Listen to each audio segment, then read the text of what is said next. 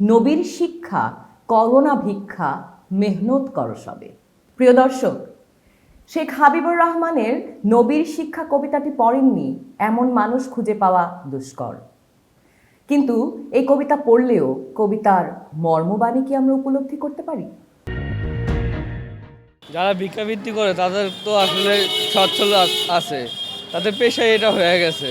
তারা চাইলে অন্য কাজও করতে পারতো, কিন্তু এটা সহজ হিসাবে তারা এটাই ধরে রাখতে চাইতেছে আর কি। কোনোভাবে একটা সহযোগিতা কইরা যেভাবে চলতে পারে, ভিক্ষার রাস্তায় না নামা প্রয়োজন হয়, সেরকম একটা চিন্তা ভাবনা করলে মনে হয় ওদের জন্য ভালো হয়। ভিক্ষার জিনিসটাই তো ভালো না। ছোটোখাটো ব্যবসা করুক, অনেকে তো হাত নাই পা নাই ব্যবসা করতে, সেরকম ব্যবসা করা যায়, তাদেরকে মূলধন দিতে হবে, একজন গাইড দরকার, গাইড দিতে হবে, এটাই করা উচিত। বাংলাদেশের মানুষ কর্মঠ, বেঁচে থাকার জন্য দিন রাত পরিশ্রম করে আমাদের দেশের মানুষ। কিন্তু এর উল্টো পিঠু আছে। অনেকেই পরিশ্রম না করে হাত পেতে নিতে পছন্দ করেন। ভিক্ষাবৃত্তি দারিদ্র্যের একটি ক্ষত, কিন্তু শুধু দারিদ্র্যের কারণেই নয়, অনেকে অভ্যাসের কারণেও ভিক্ষাবৃত্তি করেন। এইবারের প্রেক্ষাপটে আমরা ভিক্ষাবৃত্তির স্বরূপ অন্বেষণের চেষ্টা করব। ভিক্ষাবৃত্তি মানবতার অপমান, গ্লানির চরম পরিণতি। একজন মানুষ চরম বিপর্যয়ের মুখোমুখি হয়ে অন্যের কাছে হাত পাতে। ভিক্ষাবৃত্তি কোনো একজন মানুষ নৈতিকভাবে করাটা সমর্থনযোগ্য নয়, কারণ তার যদি কাজের সক্ষমতা থাকে, তার যদি যোগ্যতা থাকে এবং তার জন্য যদি তার চাহিদা পূরণের জন্য যদি কর্মসংস্থানের ব্যবস্থা যদি সরকার বা অংশীজনরা তৈরি করে দেয়, সেটি হচ্ছে কাঙ্ক্ষিত। কিন্তু সর্বক্ষেত্রেই কি এটা অসহায় মানুষের শেষ অবলম্বন? ভিক্ষাবৃত্তির অন্যতম কারণ যেটা সহজেই পরিশ্রম ছাড়া অর্থ পাওয়া যায় এবং মানুষ দিচ্ছে, যার কারণে তারা যখন একবার তারা পরিশ্রম ছাড়া অর্থ পেয়ে বসে, তখন তারা এই পেশাকে আর ছাড়তে পারে না। অনেকের জন্য এটা বেশ লাভজনক পেশা। আমি মোটা দাগে যেটা দেখি, কিছু আছে আপনার কিছু শতাংশ যারা হচ্ছে আসলেই দরিদ্র এবং যাদের অন্য কোনো জায়গায় কর্মসংস্থান বা আয়ের সুযোগ নেই, সেক্ষেত্রে তারা হয়তো অন্য কোনো বিকল্প কর্মসংস্থানের উপায় না পেয়ে ভিক্ষাবৃত্তিতে আসেন। এটা একটা অংশ। কিন্তু আরেকটা অংশ আছে যাদের জন্য আসলে মনে হয় যে ভিক্ষাবৃত্তিটা আসলে একটি ভালো পেশা, কারণ বিভিন্ন গুরুত্বপূর্ণ ট্রাফিক সিগন্যাল বা এই সমস্ত জায়গায় দাঁড়ালে ভিক্ষাবৃত্তিতে উপার্জন বোধহয় বেশ ভালো হয়। এই হচ্ছে আরেকটা গ্রুপ। আরেকটা গ্রুপ আছে যাদেরকে হয়তো বাধ্যতামূলকভাবে ভিক্ষাবৃত্তিতে জোরপূর্বক নিয়োজিত করা হয়, যারা পঙ্গু বা এরকমের। ফলে এরকম বিভিন্ন রকম আপনার কারণেই ভিক্ষাবৃত্তিতে মানুষ আসলে নিয়োজিত হয়। আসলে ভিক্ষাবৃত্তি এটা তো সমাজের এক ধরনের ব্যাধি, আমরা বলি সোশ্যাল ওয়ার্কের ভাষায় বলি এটা একটা ব্যাধি। এবং এর সাথে আমরা লক্ষ্য করি যে যারা অসহায় নারী, শিশু, প্রতিবন্ধী, যারা শারীরিকভাবে অক্ষম, প্রাকৃতিক দুর্যোগের শিকার, এই যে জনগোষ্ঠী, তারা এর সাথে জড়িত। আর একটা বিষয় লক্ষ্য করবেন, এদেরকে পুঁজি করে একটি অসৎ চক্র, তারা কিন্তু এই যে আমরা সামাজিক ব্যাধি বলি, এটা কিন্তু তারা বিস্তার লাভ করাচ্ছে। লেনদেনের চিন্তা ছাড়াই অন্যের অনুগ্রহে অর্থ উপার্জন করছে একটি শ্রেণী। এই পেশা যাদের বহু পুরনো, শারীরিক পঙ্গুত্ব, কাজের অক্ষমতা, শ্রমের অদক্ষতার অজুহাতে ভিক্ষাবৃত্তিকে পেশা হিসেবে বেছে নিয়েছে অনেকে। অতি দরিদ্র মানুষ স্বাবলম্বীদের কাছে সাহায্যের হাত পেতে অর্থ নিয়ে থাকলেও বাংলাদেশে ভিক্ষাবৃত্তি নিরসনে রয়েছে সরকারি ও বেসরকারি নানা উদ্যোগ, যার কতটা বাস্তবায়ন করতে পেরেছে রাষ্ট্র? ভিক্ষাবৃত্তিকে ঘিরে সমাজের একটি প্রতারক সিন্ডিকেট তৈরি হয়েছে, যাদের দ্বারা নিয়ন্ত্রিত হয় ভিক্ষুকদের একটি বড় অংশ। অনেক ক্ষেত্রে দেখতে পাই যে একটা দুষ্ট চক্র এই ভিক্ষাবৃত্তি পেশার সাথে যুক্ত আছে, যারা আর্থিক সংস্থান করার জন্য এই মানুষগুলোকে ব্যবহার করে। চরম দরিদ্র জনগোষ্ঠী, এই জনগোষ্ঠীকেই টার্গেট করে এই অসৎ যে একটি চক্র রয়েছে, যাদেরকে আমরা সিন্ডিকেটও বলি, তাদেরকে জিম্মি করে লক্ষ্য করব যে এই যে ভিক্ষাবৃত্তির মতো এই সামাজিক ব্যাধি এর বিস্তার লাভ আমাদের সমাজে বিস্তার ঘটাচ্ছে। বছরে শত কোটি টাকা চলে যায় এই সিন্ডিকেটের হাতে। এই ঢাকাতেই আপনার এই অসাধু বা দুষ্ট চক্র, যাদেরকে এক ধরনের সিন্ডিকেট আমি বলি, যে সিন্ডিকেটের মাধ্যমে তারা এই কাজগুলো করে থাকে এবং তাদেরকে বিভিন্ন জায়গাতে ব্যবহার করা হয়। অনেক ক্ষেত্রে প্রতিবন্ধী আছে বা আপনার শারীরিকভাবে অক্ষম যে মানুষগুলো, তাদেরকে ব্যবহার করে অর্থ উপার্জন করা। এবং মূলত হচ্ছে এই কাজগুলোর সাথে যে প্রতিষ্ঠানগুলো যুক্ত, মানে বিশেষ করে সরকারি পর্যায়ে বা বেসরকারি পর্যায়ে যে প্রতিষ্ঠানগুলো যুক্ত, উপযুক্ত তাদেরও কর্মকৌশলের মধ্যে যথাযথ একটা আমি ঘাটতি লক্ষ্য করতে পারি। এর সমাধান কি, যার উত্তর খুঁজছে প্রেক্ষাপট। মায়ের মমতায় শিশুকে বুকে জড়িয়ে রাস্তায় শুয়ে আছেন একজন নারী। মায়ের বুকে মাথা রাখা ছোট্ট এই শিশুটির পরিচয় কি হবে? শিশুটি কি পাবে তার রাষ্ট্রের থেকে নাগরিক অধিকার? ধুলোবালিতে বসে থাকা আরেকটি শিশু অস্বাস্থ্যকর পরিবেশে খাচ্ছে, পাশেই তার মা বসা। এমন চিত্র রাজধানীর ঢাকায় নিত্যদিনের। রাস্তায় বেড়ে ওঠা, রাস্তার পাশে ছোট্ট ছাউনি টেনে বসবাস যাদের জীবন, তাদের নিয়ে সমাজের ভাবনা কতটা? জন্ম কর্ম দেখছে খালার কোনো লাভ আছে? খালারা আমরা জন্ম কর্ম কোনো লাভ নাই। আমরা এই জায়গা দামুনি আজকাল আমরা টুকাই আমরা এখানে বড় হইছি এরাদার হই। রাজধানী ধানমন্ডি লেকের পাশে এভাবেই বাচ্চা কোলে বসে আছে একজন কিশোরী। বাচ্চা কোলে নিয়ে বেঁচে থাকা ও শিশুর দুধের টাকা মেটাতে রাস্তায় পথচারীদের কাছে হাত পাচ্ছেন তিনি। আপনার বয়স কত? ওর বাবা কই বা কি বিষয়টা একটু বলেন তো।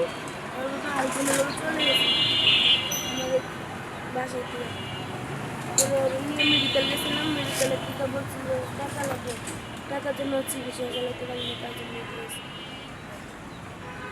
শিশু বাচ্চা নিয়ে ভিক্ষা।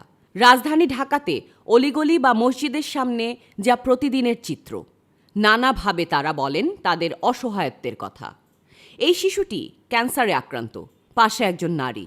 ক্যামেরার সামনে কথা বলতে রাজি নয় তারা, অথচ সমাজের কাছে প্রকাশ্যে তার সন্তানের রোগের নাম বলে সাহায্যের আবেদন করছে।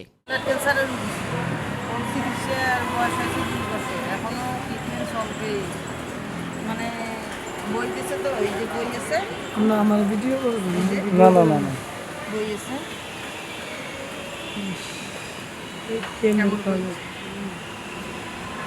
নাম কি?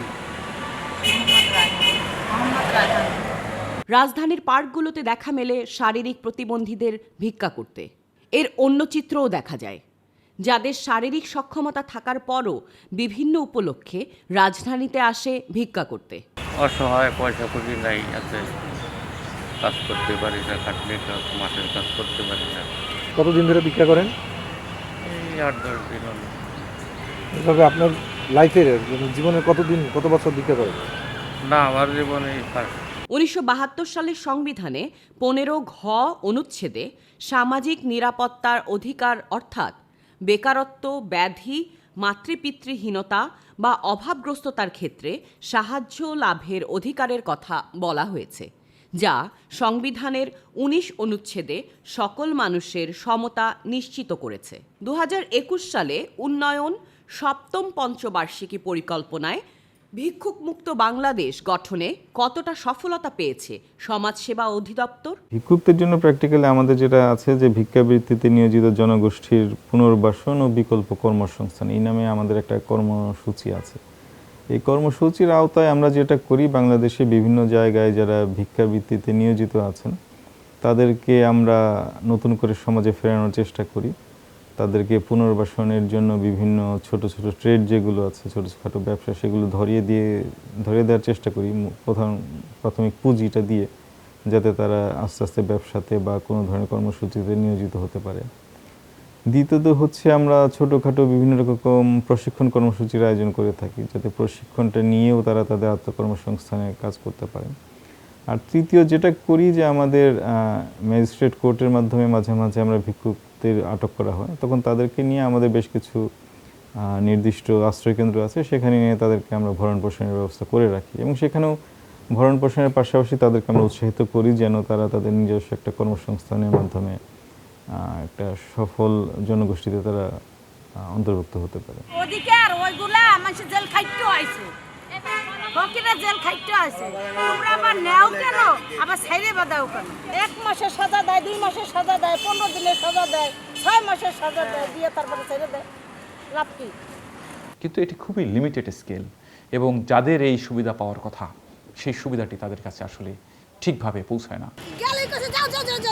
কি দেয় আমাকে সরকার? কোনো সুযোগ সুবিধা দেয় কিছু না। কাম করলে খাইতে পারি, কাম না করলে খাইতে পারি না, শেষ।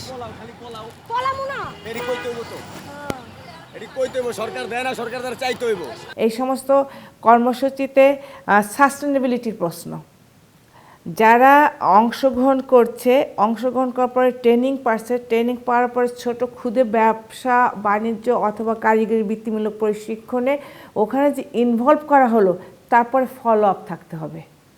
ভিক্ষাবৃত্তি বন্ধের জন্য নানা সময়ে নানা উদ্যোগ নেওয়া হলেও বাস্তবে কোনোটাই তেমন কাজ করেনি। এ নিয়ে আমরা অনুসন্ধান করব এই ছোট্ট বিরতির পর। ভিক্ষামুক্ত সমাজ ব্যবস্থায় রাষ্ট্রের পরিকল্পনা থেকে আমরা যেতে চাই এবার বাস্তবে। রাজধানীর সচিবালয়ের ব্যস্ত রাস্তায় বাচ্চাকে পরিচর্যা করছেন একজন নারী, যার একমাত্র কাজ নিজের অসহায়ত্বকে সামনে এনে কোলের শিশুকে নিয়ে রাস্তায় ভিক্ষা করা। আর কি করব, আর বাচ্চার বাপ চুরি চলে যায়, তাহলে আর কি করব? বাচ্চা দুইটা মাইয়া, তো আমাকে চলাইতে হবে, ঘর ভাড়া দিতে হবে না? আমার ঘর ভাড়া দিবে কেডা? তার জন্য এখানে বসে কম মাসিক শখেই রাস্তায় বসে। এই ব্যস্ত রাস্তায় অসংখ্য ভিক্ষুক চোখে পড়ে। চলন্ত গাড়ি রাস্তায় থামলেই তাদের কাজ সাহায্যের আবেদনে হাত বাড়িয়ে দেয়া। আমার ছেলে প্রতিবন্ধী, এই কারণে আমার কাছে ছেলেরা লয়ে বাসা বাড়িতে কাজ করতে পারি না। ওরা খাওয়াই দেওয়া লাগে, ওরা সব কিছু করা লাগে, মনে করেন নিজে বাথরুমে গেলেও হেডাও করা লাগে। এই কারণে পোলারে লইয়া রাস্তায় সাহায্য ওঠাই, পয়সা মশা চাই। এরই মাঝে কোনো ভিক্ষুক ক্যামেরা দেখা মাত্রই নিজেদের আড়াল করতে প্রাণপণ পালিয়ে বেড়ায়। তাদের কথা প্রেক্ষাপট শুনতে চায়।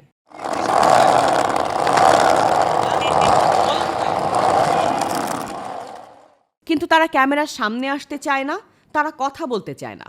এর পেছনে কি তবে অন্য কোনো কারণ লুকিয়ে আছে? ভিক্ষা করি, তা কি করবো? কেউ নাই। পরিস্থিতি, সমাজ, বাস্তবতা এগুলোর তাগিদে এবং সমাজের যে অঙ্গ প্রতিষ্ঠান, যে দুষ্ট চক্র, তাদের বিভিন্ন কারণে প্রভাবিত হয়েও কিন্তু তারা এই ভিক্ষাবৃত্তির সাথে যুক্ত হয়ে যায়। রাজধানীতে প্রতি বছর এই ভিক্ষাবৃত্তিকে লাভজনক ব্যবসায় পরিণত করেছে একটি বিশেষ সিন্ডিকেট, যারা মানুষের কাছ থেকে অসহায়ত্বের কথা বলে টাকা নেয়। লক্ষাধিক ভিক্ষুকের এই টাকার পরিমাণ বছরে গড়ে দাঁড়ায় প্রায় 100 কোটি টাকা। রাস্তায় হাত পেতে বসে আছে একজন প্রবীণ ভিক্ষুক। তার নিজের বাড়ি আছে, সন্তান আছে। তার কথাতে উঠে আসে এক করুণ গল্প। বাসা বাড়ি নাকি সবই আছে? হ্যাঁ, সবই আছে। তাহলে আপনি ভিক্ষা করেন? ভিক্ষা করি, আমার ভালো তো আপনি করি। আর ব্যাগ করতে কইতেন তোর মধ্যে 4টে ছেলে আছে আমার, আমি ভিক্ষুকের ছেলে না, ভিক্ষা নামছি আমার দোষে। আমি ও আর মতন 200 টাকা দিতাম। আমি এত জগৎ লই আমি, কারণ আমারটা আমি বুঝি। রাজধানীর অভিজাত এলাকা গুলশান। একদল ভিক্ষুকের মাঝে একজন বিদেশি নাগরিক, যেই দৃশ্য ক্যামেরায় ধারণ করতেই বাধা। কিন্তু কেন এই বাধা? পুরো পরিবারকে সাথে নিয়ে ভিক্ষাবৃত্তিতে নেমেছে এই চক্রটি। বাধার এক পর্যায়ে গোপন ক্যামেরায় উঠে আসে রাজধানীতে ভিক্ষুক সিন্ডিকেটের দৌরাত্ম্যের কথা। আগে পরে গাঁজা মাদক বেচছে, এবারে সিন্ডিকেট হাতে আইলে এগারো দিয়ে এরা বিক্রি করা জোর করে, না করলে এগারো থাকতে দেবো না, হল করবো, তেল করবো, ভিক্ষাও করায়, আবার ভিক্ষাও করায়। ঠিক আছে, আমরা বিশ্বাস করলে, আমরা যাচাই করলে আমরা বিশ্বাস করতে পারবো না। বলছেন 1 নম্বর রবি অফিসটার এই পাশে খাড়াইয়া, এই পাশে দেখবেন কত রিক্সা লাইয়া ওখানে একটা লেঙ্গি বেরিয়ে থাকে, 2 পাও নাই। আপনি অর্ধেকের ভিডিওটা ফটোস করে দেখেন কি করে। ঠিক আছে, আর ব্যবসায় কি আর কর্ম কি আর ডেলি ঘর তোলা পান, মানে যে পলিটিন ভুয়া ওদের দিয়ে ব্যবসা করা মূল ভিক্ষা করায়, মানুষের কাছে গিয়ে টাকা চাওয়ায়। না, এর ভিতরে কিছু আছে, মানে শেয়ারিং বুঝছেন, মানে অগর লগে কিছু কালেট আছে, ওই যে নইলে মারবো। তাতে মনে হচ্ছে যে কোনো জায়গায় বিশেষ ক্ষেত্রে ভিক্ষাবৃত্তিটা হয়তো খুব ভালো একটা পেশা। এই সমস্ত যারা এই ধরনের আপনার যেটা স্বপ্রণোদিত ভিক্ষাবৃত্তি, সেখানে কিছু করা তো আসলে মুশকিল। আমি অনেক ভিক্ষুকে চিনি, তাদের ঢাকা শহরে বেশ ভালো সলভেন্ট অবস্থায় তারা আছে। অন্য পেশায় ছিল, সামান্য একটু শারীরিক অসুস্থতার কারণে সে ভিক্ষাবৃত্তি প্রথম শুরু করে। কিন্তু দেখে এটি একটি চমৎকার আর্নিংয়ের একটা ব্যবস্থা। রাস্তায় দাঁড়ালেই ভালো আর্নিং তার হয়। সে কেন এত কষ্ট করে সে উপার্জন করতে যাবে? রাজধানীর বাইতুল মোকাররম মসজিদের সামনে কয়েকজন ভিক্ষুক দাঁড়িয়ে। নামাজ শেষে মসজিদ থেকে বের হওয়া মুসল্লিদের কাছে হাত পেতে ভিক্ষা চাইছে তারা। 3 জন ভিক্ষুকের মধ্যে সবাই অন্ধ, যার মধ্যে একজন নারী দৃষ্টিহীন চোখে দাঁড়িয়ে আছে। সমাজের কাছে আবেদন করেও কোনো স্থায়ী সাহায্য তার ভাগ্যে জোটেনি। তাহলে আমরা কি করব? আমাদের কি পেট নাই? আমাদেরও তো ইচ্ছা যে আমাদের সন্তান মানুষ করি, আমাদেরও তো ইচ্ছা যে আমরা একটা সংসার করি, না আমরা পেট বাঁচাই নাকি? এটা আপনারা কেন করেন? কেন ক্ষতিটা করেন বলেন? সরকার ভাতা দেয়, এটাই তো বলবেন। সরকার কয় টাকা ভাতা দেয়? আপনার আমি 1000 টাকা দিব মাসে, আর কোনো দিক থেকে কোনো ধান্দা করতে পারবেন না। 1000 টাকা দিয়ে আপনি মাস নেবেন, কেমনে নেন দেখতে চাই। রাজধানীতে সয়লাব আসল ভিক্ষুক আর সিন্ডিকেট ভিক্ষুকে, যাদের একটি অংশ প্রতিদিন নয়তো শুক্রবার মসজিদের সামনে জড়ো হয়, আর সিন্ডিকেট দ্বারা পরিচালিত ভিক্ষুক এদের মাঝেই লুকিয়ে থাকে ছদ্মবেশে।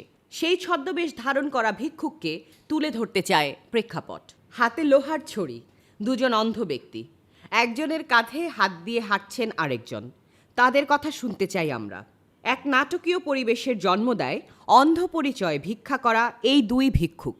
মাইক্রোফোন সামনে ধরতেই সাংবাদিকের সাথে তাদের কথোপকথন। বাসা কই আপনার? কোথা থেকে আসছেন? আমরা তো আসছি ভাইজান, আমি থাকি শাহজাহানপুর, আর উনি থাকে মুগদে। এখান থেকে আমরা আসছি ভাই। নিজেদের অসহায়ত্বের কথা বলতে যেখানে অনিচ্ছা প্রকাশ। এটা বলতে পারবো না, এটা সময় নাই। রিকশা নিয়ে ঘটনাস্থল ত্যাগের উদ্যোগ। তারা আশ্রয় নেয় বাতুল মোকাররম মার্কেটের ভেতর। তাদের পিছু ছুটছে ক্যামেরা।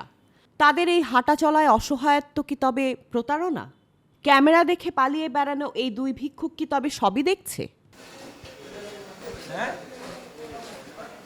আচ্ছা, আপনাদের ঘুরতেছেন কোন কারণে? এই বেটা, কি হয়েছে তোর? কোন কারণে ঘুরতেছে কও? কি চাইছ তুই আমাকে কও? আমরা তো এতক্ষণ আপনাদের সাথে কথা না না, কি কথা কি বলবি তুই? বলতো দেখি, তোরটা আগে শুনি। আপনাদের সাথে কথা বলছি আমি। আচ্ছা রে বাবা, তোর দুঃখটা আগে শুনি। তোমার সমস্যাটা কি কও? আমার দুঃখ হচ্ছে কি, আমি তো আপনাদের পেছনে ঘুরতেছি, এটা আপনারা দেখলেন কিভাবে? ওই যে আপনি বলছেন যে আমি ঘুরি, কই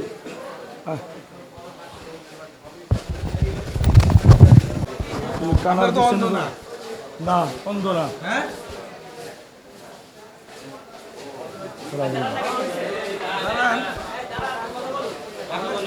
কথা বলা তো সমস্যা নাই। আপনার জন্য একটা অন্ধ ওনার কথা বলা আপনি কি বলবেন?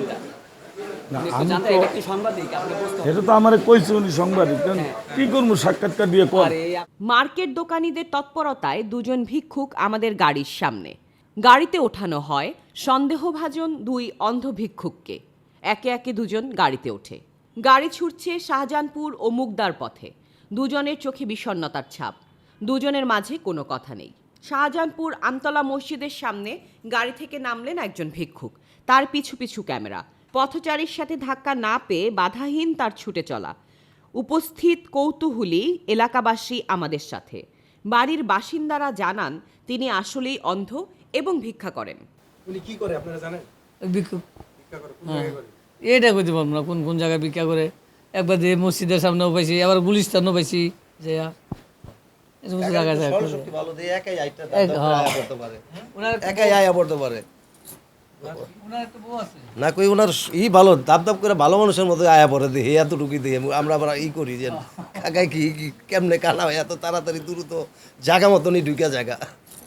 নিজের ঘরে থাকা একটি ব্যাগ থেকে বেরিয়ে এলো তার ভোটার আইডি কার্ড ও প্রতিবন্ধী কার্ড। দর্শক, এই সেই কার্ড যে কার্ডে তার পিতামাতা জন্ম তারিখ অসত্য।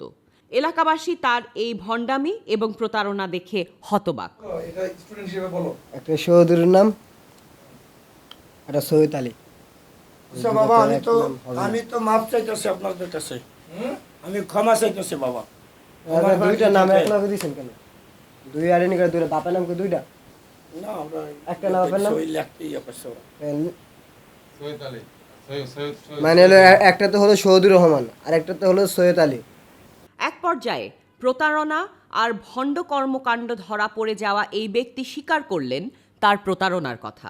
বাবা শোনেন না, বাবা ঘুরে না, আমি একটু একটু দেখি বাজার, আমি পুরোপুরি দেখি না। পুরোপুরি দেখলে কাজ কাম করে খাইতে পারতাম। এই যে লোকগুলি আছে জিজ্ঞাসা করেন। আপনাকে কিন্তু আমি চাইলে এখন আপনার পরীক্ষা চক্ষু পরীক্ষা করাবো। যাক বাবা, আমি তো কইলাম যে আপনার কাছে মাপ চাইলাম আর কি। তার মানে আপনি অন্ধ না? ওই তো কইলাম আমি দেখি অল্প অল্প, মানে 10 ভাগের 9 ভাগ দেখি, 1 ভাগ দেখি না বাবা। এই যে মুখে দাগ এলে আমার সব জন্মগত দাগ। ভিক্ষুকদের মধ্যেও আছে সিন্ডিকেট, একটি চক্র এই পেশাকে ঘিরে কাজ করে। এই সম্পর্কে আমরা আরও জানব এই ছোট্ট বিরতির পর। এবার গাড়িতে থাকা আরেকজন ভিক্ষুককে নিয়ে মুগদার পথে। গাড়ি থেকে নেমেই তার বাসার উদ্দেশ্যে ছুটে চলা। চোখে না দেখা এই ব্যক্তি কিভাবে জানলেন তার বাসার রাস্তা এদিকেই? প্রেক্ষাপটের ক্যামেরা তার পিছু পিছু অলিগলি পেরিয়ে তার বাসায়। ঘরে উপস্থিত তার স্ত্রী ও সন্তান একে একে দেখাতে থাকেন তার ভোটার আইডি কার্ড ও প্রতিবন্ধী কার্ড। এরই মাঝে তার সন্তান আমাদের জানায় তিনি গ্রামে গিয়ে মাছও ধরেন।